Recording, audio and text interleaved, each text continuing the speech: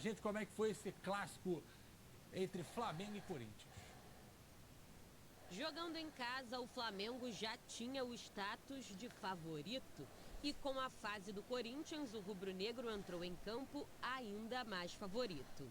A equipe de Sampaoli teve 2 desfalques de última hora. Everton Ribeiro e Arrascaeta, os dois com problemas físicos. O Fla começou pressionando, teve posse de bola e parecia que seria protagonista. A primeira boa chegada dos donos da casa foi nesse lance, que Pulgar achou Gabigol na entrada da área. O camisa 10 tentou o chute cruzado e foi travado por Bruno Mendes. O time de Vanderlei Luxemburgo se defendia bem e estava em busca de uma bola. Quando Fausto Vera lançou Roger Guedes pela esquerda, o atacante dominou e serviu Bidu. O lateral bateu cruzado, passou perto e ninguém chegou para empurrar para a rede. O time paulista passou a encontrar mais espaço para trocar passes. Nessa jogada, por pouco não abriu o placar. Adson achou Roger Guedes, o camisa 10 mandou pertinho da trave, só que Yuri Alberto não alcançou. No fim da primeira etapa, o Flamengo acordou para o jogo. Thiago Maia arriscou de longe. Gabigol fez Cássio se esticar todo para defender esse chute. Vitor Hugo ainda fez boa jogada, mas a bola desviou em Murilo e saiu para escanteio. No segundo tempo, o Corinthians voltou melhor. Além de se defender, conseguiu pressionar.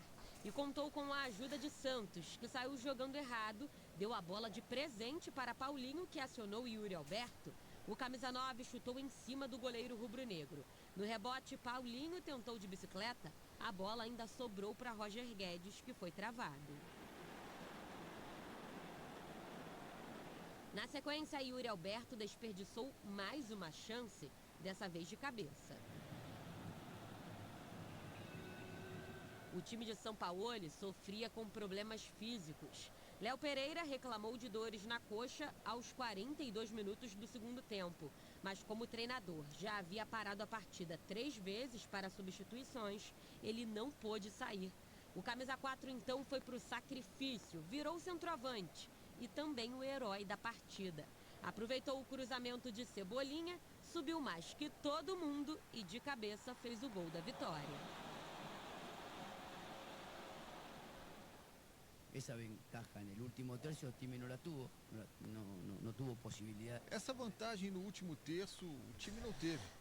Não teve possibilidade de quebrar Cássio. Tivemos a possibilidade que um zagueiro jogando de 9, porque estava com uma dor, termine definindo o jogo. Eu valorizo a insistência, mas me preocupa a efetividade do time. Pero en realidad también me preocupa. O Flamengo enfrenta o Nublense no Chile pela Libertadores. Um beijo especial também para Fernanda Ranchini, a parceira lá de São Gonça, Manda Natan. Era o moça Natan, Manda Natan. Tá lá assistindo a gente. Não sei se tá no avião, só vi a foto aqui na televisão. Se tiver no avião, pô, Fernanda, tá assistindo a gente. E um beijo especial também para Roberto e Sônia Góes, flamenguistas do Caxambi, amigos da nossa Isa Única que acompanham o programa e adoram também. Ô, Fernandão, você já fez algum gol assim? Zagueiro machucado, pede pra sair, o cara fica, tu vai fazer gol? Não, tu nunca fez gol? Eu já fiz gols importantes. 2. Acho que 3. Mas, cara, enfim, é o Flamengo, né? Você jogou no Flamengo, sabe como é que funciona. E quando as coisas não vão bem e o time não mata, o Flamengo não se entrega. E foi assim no jogo de ontem, mesmo não conseguindo ser nem de perto o Flamengo do meio de semana contra o Fluminense. O Flamengo teve a bola, o Corinthians foi muito perigoso nos contra-ataques. Roger Guedes fez um excelente jogo, mas não conseguiram ser contundentes. A palavra tão repetida pelo Sampaoli. E o Flamengo foi lá e matou o jogo. O que preocupa é a sequência de lesões que o Flamengo vem tendo e o próximo jogo da Libertadores, contra o Nublense, lá no Chile. Você tá preocupado com esse jogo? Com esse time ruim da Nublense? Eu não estou preocupado com o Nublense, eu estou preocupado com o que o Flamengo pode oferecer com a quantidade de lesões. O Flamengo tem muitos jogadores machucados. E isso pode trazer alguma consequência, porque a gente viu um Flamengo ontem pouco criativo, porque a gente sabe que a falta de Arrascaeta e Everton Ribeiro causam esse tipo de sintoma num time como o Flamengo, que usa muito bem a parte central do campo quando esses jogadores estão em campo e quando eles não estão, sente muita falta dessa construção central. Por quê? Fica um pouco mais imprevisível. Ontem o Flamengo era um pouco previsível, tentou usar muitos lados do campo, sendo que o centro do campo estava bem congestionado e bem marcado pelo Corinthians. Bigode, primeira vez que ele escuta o gostinho não, que ele sente o gostinho ou escuta o canto burro no Maracanã, Raul São Paulo. O torcedor tá pé da vida. Até aliviou que o Luiz Roberto é um monstro da narração. E ele falou, o herói improvável. Ele pediu pra sair o São Paulo e falou, vai pro ataque. Luiz Roberto, aí aliviou, mas burro. É, cara, é difícil. Eu entendo um pouco o lado do torcedor que não concordou, acho que não só com as mexidas, mas também com a escalação. Vidal, especificamente. Mas aí depois ele explica, né? Que, por exemplo, o Matheus França, que pra mim deveria ter entrado, não pôde entrar por problemas na lombar, dores na lombar, ou seja, mais um problema do Flamengo. E eu acho que esse problema a gente pode observar ele por duas óticas, né? A primeira delas é que existe já o início de uma adaptação, pelo menos é o que parece, desses jogadores à questão física, a todo o trabalho físico que o São Paulo e a comissão dele vem fazendo, porque o Flamengo voltou a treinar nos dias dos jogos. Isso também pode ser uma prática que não estivesse tanto assim afiada desses jogadores. Isso pode estar acontecendo, acho que pode ser o início de uma melhora física desses jogadores, mas também você tem que ver a carga total que é utilizada, né? Porque não dá para o Flamengo ficar sem Everton Ribeiro, sem Arrascaeta, não pode botar o Matheus França, aí perde o Pedro. A Arrascaeta foi no aquecimento, o Everton Ribeiro foi de manhã. E de manhã? É bom lembrar que o Gerson sentiu no aquecimento também, há uns 2 jogos atrás. Isso, exatamente. Pô, então esse aquecimento aí, esse treino da manhã tem que ser um pouco mais leve, não? Ou então isso é um processo de adaptação dos jogadores. Eu acho que pode ser. Na Europa, a maioria dos times treinam de manhã quando o jogo é à noite. O Jorge Jesus também fazia isso. Todo mundo faz isso. O treino para quem vai jogar é muito leve. Isso. É um bobinho, uma coisa quase uma caminhada. Então é coincidência do destino? Eu acho que sim, Então tá bom, já que o senhor tá dizendo, a gente vai aprofundar mais isso amanhã.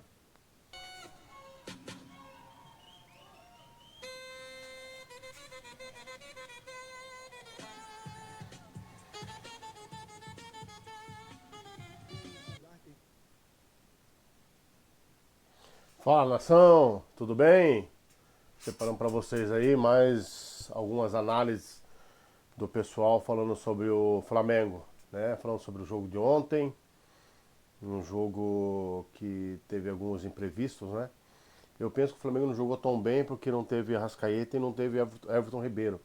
Aí eu acho, na minha visão, comprometeu a estratégia do Sampaoli, né? A estratégia dele é usar os meias, né? Acabou perdendo um dos meias pela manhã e o outro no aquecimento. Então ficou difícil montar a equipe de uma outra maneira. E aquela velha conversa de sempre. O Flamengo é muito dependente de Everton Ribeiro e dependente de Arrascaeta. Quando precisa de meias com criatividade, o Flamengo só tem os dois. E se perder esses dois, o Flamengo fica como ontem, teve que improvisar outros jogadores. Aí penso eu que mudou um pouco da estratégia de jogo, porque o Gerson com o Sampaoli está jogando pelo lado esquerdo, e ontem o Gerson estava jogando como no meio campista mesmo ali, não estava fazendo aquelas descidas que eles dão pelo lado esquerdo ali. Então eu acho que tudo isso foi em função de não ter Everton Ribeiro e Arrascaeta. Então isso comprometeu o esquema de jogo do Flamengo e acabou ocasionando todo esse problema aí, que o Flamengo por pouco não perdeu o jogo. Se o Corinthians tivesse acertado alguma daquelas bolas, teria complicado a vida do Flamengo, né? Eu conversando com alguns flamenguistas, um deles até me falou assim que o Flamengo gosta de ressuscitar mortos, né? No momento eu não entendi, falei, mas como assim? Daí ele falou assim, o Flamengo pode ressuscitar o Corinthians. Eu falei, e na hora do jogo eu falei, olha, pode acontecer isso mesmo. Porque tava mal o time, né? Tava bem sem intensidade, sem conseguir fazer jogada. O Pedro mal conseguiu tocar na bola durante o jogo. Por quê? A bola não chegava, não tinha meia para conseguir acionar o Gabigol e o Pedro na área. Então isso complicou. Penso eu que esse foi o problema do Flamengo. Não foi que o Flamengo regrediu em questão da estratégia de São Paulo. Não, ele foi pego de surpresa por 2 lesões. Na verdade, o Flamengo está com alguns problemas, né, com isso. A equipe está mal preparada desde o ano passado, no final do ano passado, né, deu muitas férias para os jogadores e isso os jogadores não conseguiram entrar em forma e está tendo resultado agora. Então, uma má gestão da diretoria que está ocasionando todos esses problemas aí. Né? Mas eu acredito que vai acertar. O importante é, mesmo jogando mal, conseguir pontuar, isso é o mais importante. E tem que continuar caminhando e achar soluções para essa falta de Everton Ribeiro, falta de Arrascaeta.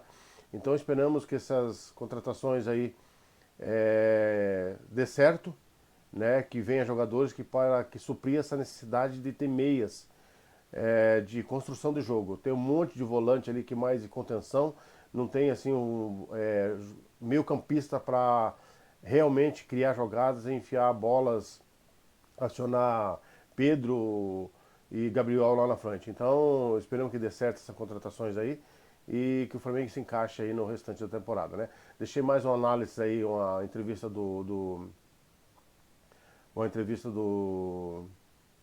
ai meu Deus do céu, do Thiago Maia, desculpa, Thiago Maia, deu um branco aqui esqueci o nome do Thiago Maia. Thiago Maia é aquele jogador que você nunca sabe se está jogando bem ou mal, né? Vem quando o Thiago Maia faz uma bela partida e tem vezes que o Thiago Maia faz umas partidas assim horrorosas, que parece que falta concentração para o Thiago Maia algumas vezes. Então o Thiago Maia é aquele jogador assim que você nunca sabe qual será o destino dele, se vai jogar bem ou você vai fazer um jogo péssimo, né? Mas enfim, tem uma entrevista do Thiago Maia aí e a análise do pessoal da Jovem Pan Esportes aí. Fique com o vídeo aí. Bom vídeo para vocês, uma análise do Flamengo. E o Pulgar tem feito uma dupla ali na volância muito forte. A gente tem visto até no jogo mesmo hoje que vocês se deram muito bem ali e a química de vocês tem se aflorado cada vez mais. Relativo a isso, o Pulgar saiu mais uma vez aplaudido pela torcida do Flamengo, ter gostado bastante dele. Como tem sido essa parceria? O que o São Paulo tem passado para vocês dessa parceria de vocês dois? Tem dado muita liga nos treinos e isso tem aflorado dentro de campo? Apesar do Pulgar ser um cara bem quieto, bem calado, eu tento trazer ele muito pra gente, né? Brincar, soltar ele um pouco mais. E é um cara que com bola no pé, inexplicável, joga demais, tá me ajudando muito também ali na marcação. É um cara que sempre tá me fazendo a cobertura, eu fazendo a cobertura dele. E é automático, cara. A gente faz isso muito no treinamento, quando ele sobe eu tô cobrindo, quando eu subo ele tá cobrindo e tem se ajudado muita gente ali no meio. Thiago, fala um pouco sobre a importância dessa vitória, assim, nos últimos lances da partida, na véspera de um jogo importante, jogo contra o Nublense, na Libertadores, meio de semana. Qual a importância dessa vitória se vocês vão com um gás a mais por causa de um gol nos últimos momentos, assim, um jogo emocionante como o de hoje? Acho que, eu sei que é muita loucura fazer um gol no final do jogo, mas acho que a sensação ela é muito boa, né? Pela forma que nós jogamos, acho que a gente estava merecendo um gol sim. Como eu falei, né? O Léo, o zagueiro da nossa equipe, fez o gol, fui lá pra zaga, ele foi pro ataque. E futebol é isso, cara, né? No mínimo detalhe ali, a gente soube aproveitar o detalhe e a gente saiu com a vitória hoje. Thiago, o Sampaoli, ele falou que o Léo estava sentindo, ele mandou o Léo jogar de 9. Isso já é combinado entre vocês? Ele, se alguém da zaga sentir, Thiago, você vai pra zaga, você faz lá a posição dele? Eu tenho certeza que se eu sentisse, ele não ia mandar eu ir pra frente, não. Mas, cara, não é um combinado da gente, não. O São Paulo é um cara muito inteligente, ele viu, acho que uma brecha que o Léo poderia ajudar mais um pouco lá na frente com a estatura e é um cara que cabeceia bem. Mano, isso é bolinha, cruzou bem, fez o gol e deu tudo certo. Thiago, você falou sobre a questão falou agora, né, sobre a questão do Léo Pereira sentiu, né, e continuou dentro de campo. Outros jogadores também sentiram no aquecimento, o Everton Ribeiro tinha sentido antes, o Arrascaeta no aquecimento, e outros jogadores, questões musculares. O que vocês atribuem esse número de questões musculares que os jogadores estão sentindo nos últimos tempos? Cara, aí eu deixo pro doutor Tanuri resolver esse BO dele aí. Mas ainda bem que é só muscular, não é lesão grave, né? Acho que é questão de recuperação mesmo, de ter uma boa noite de sono. Né? O Arrasca, a gente sabe o tanto que ele queria estar nesse jogo, ele ainda tentou ali aquecer um pouco mais, mas viu que não dava. Acho que ele fez o certo também, ele fez sabendo que tinha alguém que poderia substituir a altura, que é o Vitor Hugo, e graças a Deus tudo certo.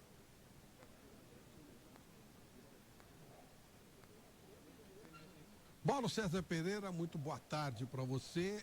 O time do São Paulo deu uma regredida, a gente tinha a impressão que ele estava crescendo, que ele estava melhorando e de repente ontem não mostrou tudo que vinha mostrando. Ou teve um jogo praticamente igual com o Corinthians, o que, convenhamos, o Corinthians está na zona de rebaixamento.